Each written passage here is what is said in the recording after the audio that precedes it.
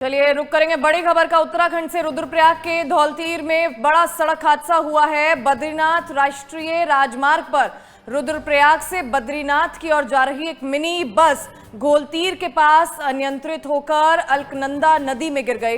हादसे के दौरान कुछ यात्री बस से छिटकर बाहर गिर गए। हादसे की सूचना मिलते ही पुलिस, आपदा प्रबंधन, डीडीआरएफ और आईटीबीपी ने मौके पर पहुंचकर संयुक्त रूप से रेस्क्यू अभियान चलाया। इस मौके पर पुलिस अधीक्षक अक्षय प्रहलाद कौंडे ने बताया कि अब तक 8 घायलों को अस्पताल पहुंचाया गया है, जबकि 3 शव बरामद किए गए हैं। हादसे में 9 लोगों के लापता होने की सूचना मिली है। तो यात्रियों से भरी ये मिनी बस अलकनंदा नदी में गिर गई, जिसमें कई लोग जख्मी बताए जा रहे हैं। ये बद्रीनाथ नेशनल हाईवे पर यह पूरा हादसा हुआ है। फिलहाल अभी भी 9 यात्री जो हैं वो लापता बताए जा रहे हैं। 3 लोगों की मौत हो गई है। एसडीआरएफ, एनडीआरएफ की टीम रेस्क्यू ऑपरेशन में जुटी हुई है। हादसे के समय बस में 18 यात्री सवार थे और बस अनियंत्रित होकर अलकनंदा नदी में गिर गई, जिससे 3 यात्रियों की मौत हो गई और 9 लोग अभी भी लापता बताए जा रहे हैं। रुद्रप्रयाग के धौलतीर में यह बड़ा हादसा हुआ है। यात्रियों से भरी मिनी बस अलकनंदा नदी में गिर गई, जिस करके 3 लोगों की मौत हो गई और 9 लोग अभी भी लापता हैं। मनीष डंगवाल लाइव हमारे साथ जुड़ गए, हमारे संवाददाता। मनीष, क्या कुछ जानकारी है, किस तरह से ये पूरा का पूरा रेस्क्यू ऑपरेशन चलाया जा रहा है और कब ये पूरा हादसा हुआ, कैसे हुआ?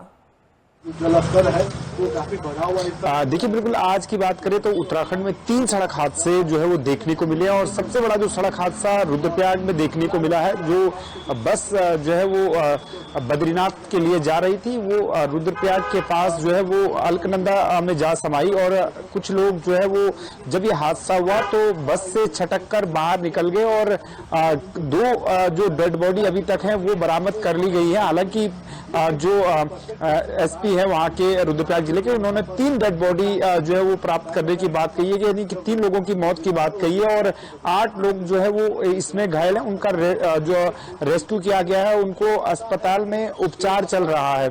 तो एक बड़ा सड़क हादसा ये देखने को मिला है और ये बद्रीनाथ जो है वो दर्शन के लिए जो है वो जो यात्री थे उसमें जा रहे थे।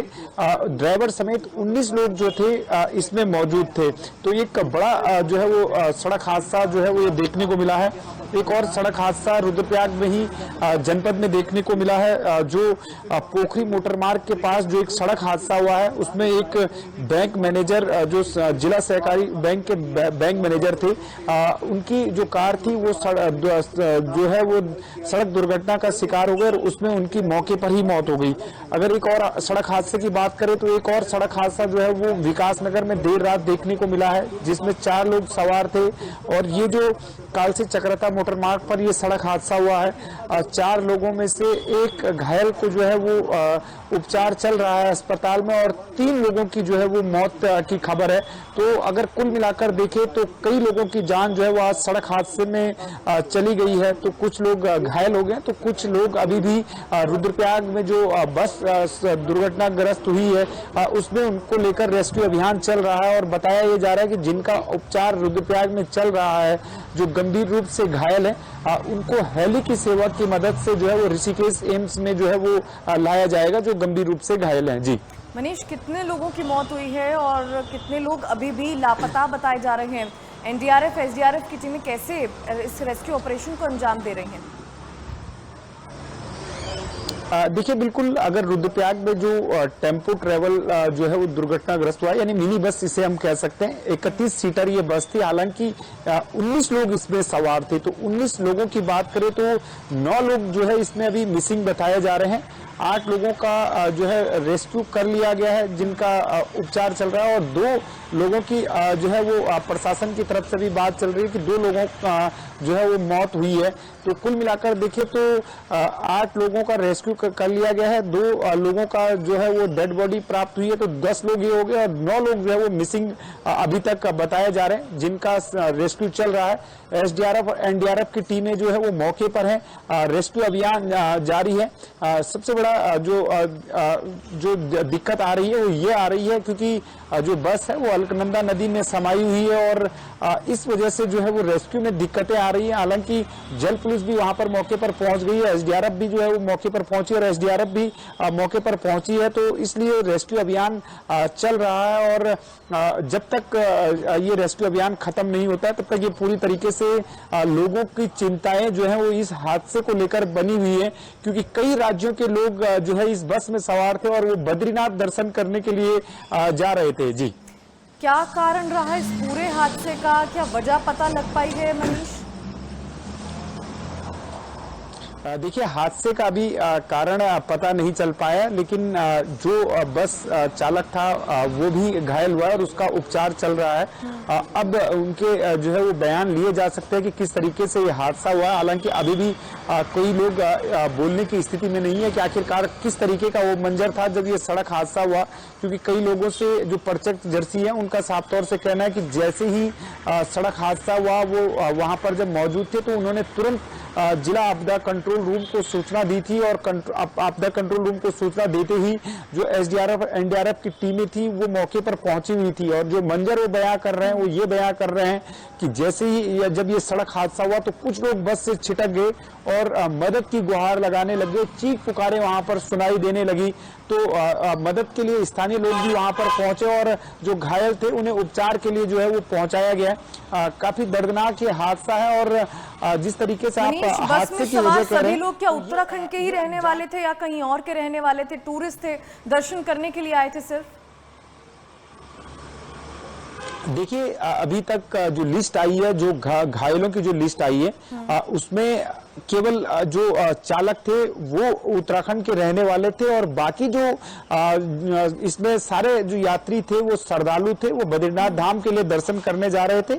अलग अलग राज्यों के जो हैं वो ये श्रद्धालु हैं, जो नाम भी जो है वो अभी तक जो आए हैं उन पर अगर गौर दौड़ाएं तो एक राज्य के नहीं बल्कि अलग अलग राज्यों के जो ये श्रद्धालु हैं, तो सीधे तरीके से कह सकते हैं कि कई राज्यों के जो श्रद्धालु थे इसमें मौजूद थे और कुछ लोग जो मिसिंग चल रहे हैं अभी उनका भी आंकड़ा जुटाया जा रहा है कि आखिर वो कहाँ के थे। तो सीधे तरीके से देखें तो अलग अलग राज्यों के जो लोग थे वो इसमें मौजूद थे। जी ठीक है, शुक्रिया मनीष जानकारी देने के लिए। तो फिलहाल अभी भी 9 यात्री जो हैं लापता बताए जा रहे हैं, 3 लोगों की मौत हो गई है और सभी जो श्रद्धालु थे वो बाहर के बताए जा रहे थे, सिर्फ चालक उत्तराखंड के थे। सो यात्रियों से भरी एक मिनी बस अलकनंदा नदी में गिर गई और इस तरह के 2 हादसे आज बताए जा रहे हैं उत्तराखंड में हुए हैं।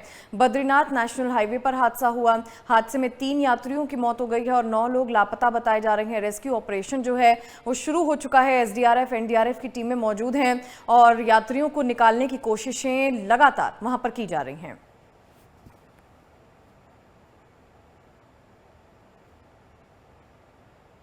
उत्तराखंड रुद्रप्रयाग के धौलतीर में ये बड़ा हादसा हुआ है जहां पर मिनी बस अलकनंदा नदी में गिर गई, जिस करके 3 यात्रियों की अब तक मौत हो गई है और 9 यात्री जख्मी बताए जा रहे हैं।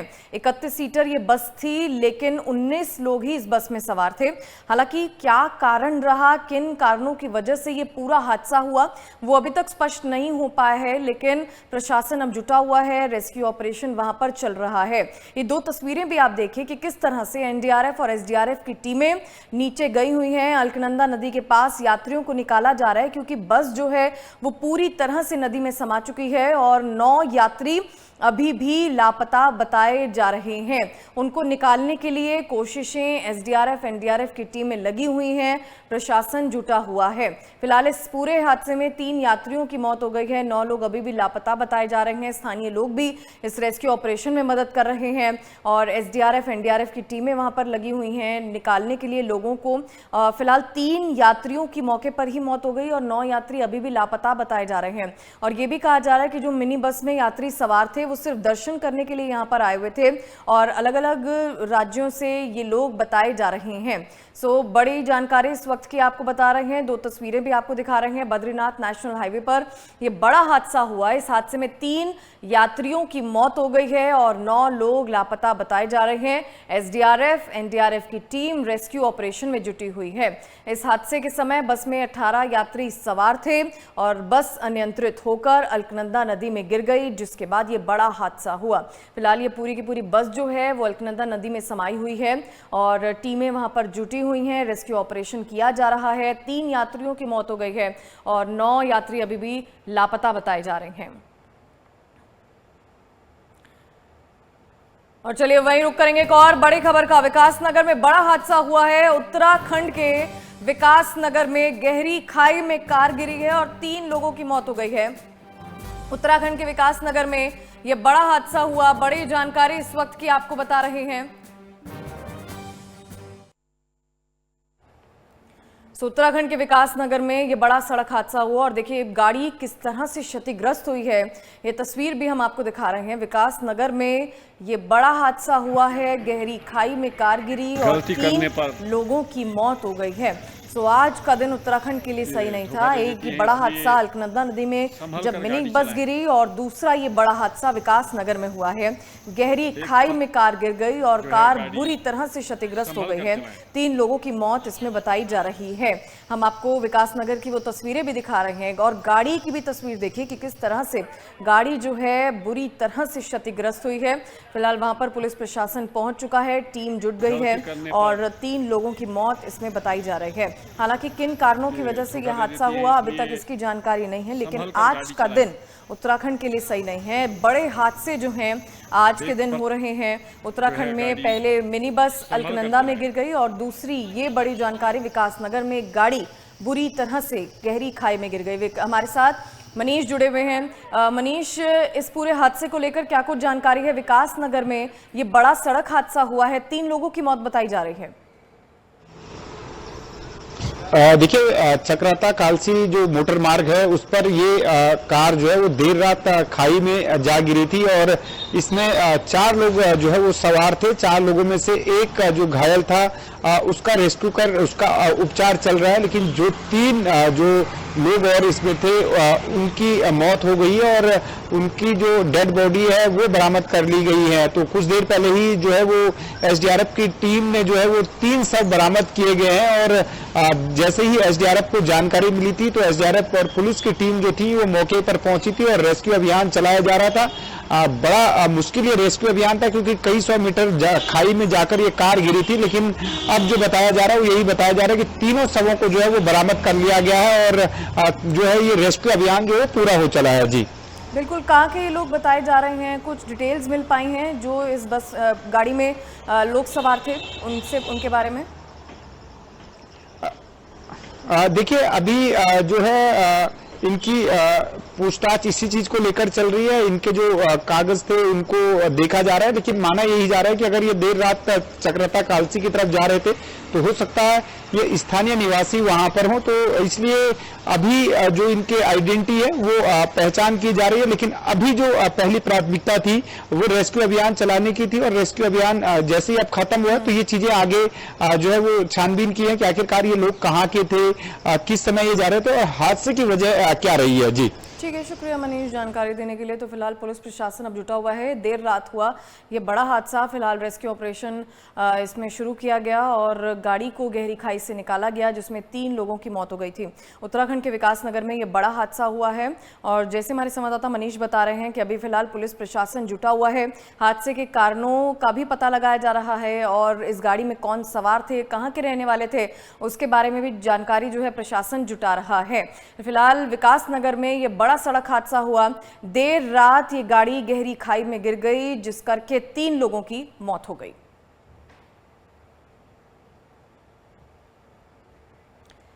उत्तराखंड के मुख्यमंत्री पुष्कर सिंह धामी ने रुद्रप्रयाग में मिनी बस के नदी में गिरने पर दुख जताया। उन्होंने अपने सोशल मीडिया हैंडल एक्स पर पोस्ट कर लिखा है कि रुद्रप्रयाग में एक मिनी बस के नदी में गिरने की खबर बेहद दुखद है।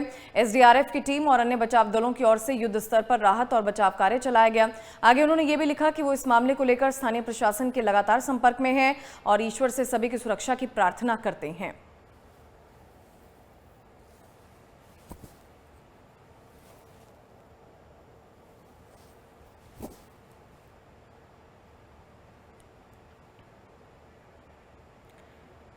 केंद्रीय वन मंत्री भूपेंद्र यादव ने भारतीय वन्यजीव संस्थान देहरादून में आयोजित भारतीय संरक्षण सम्मेलन 2025 का शुभारंभ किया।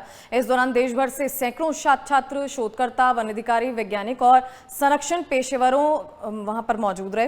केंद्रीय मंत्री भूपेंद्र यादव ने आइकॉन उपकरण अनुदान के 8 विजेताओं को सम्मानित किया। साथ ही भारतीय वन्यजीव संस्थान की नई वेबसाइट भी लॉन्च की और 438 संरक्षित क्षेत्रों की प्रबंधन प्रभावशीलता मूल्यांकन की रिपोर्ट भी जारी की। केंद्रीय मंत्री भूपेंद्र यादव ने कहा कि भारत जैव विविधता संरक्षण में राष्ट्रीय और वैश्विक स्तर पर नेतृत्व की भूमिका निभा रहा है।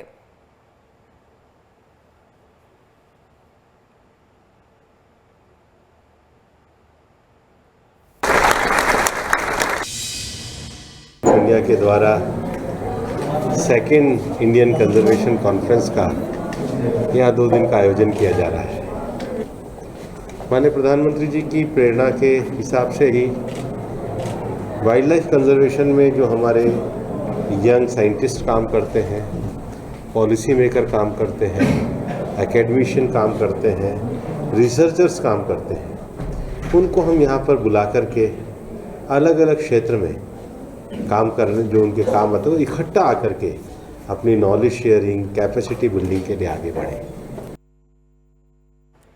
केंद्रीय पर्यावरण मंत्री भूपेंद्र यादव ने मुख्यमंत्री आवास पर सीएम पुष्कर सिंह धामी से मुलाकात की। मुख्यमंत्री ने केंद्रीय मंत्री भूपेंद्र यादव का स्वागत किया। इस मौके पर दोनों नेताओं के बीच प्रदेश के वन और पर्यावरण समेत कई अन्य मुद्दों को लेकर चर्चा की गई। इससे पहले केंद्रीय मंत्री भूपेंद्र सिंह यादव देहरादून में आयोजित भारतीय संरक्षण सम्मेलन में शामिल हुए थे।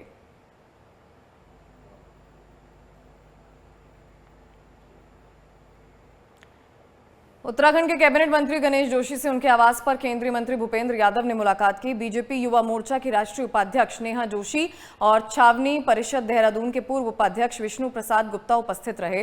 कृषि कल्याण मंत्री गणेश जोशी ने मंत्री भूपेंद्र यादव को देहरादून पहुंचने पर स्वागत किया। इस अवसर पर दोनों के बीच प्रदेश के विकास से संबंधित विभिन्न विषयों पर चर्चा हुई।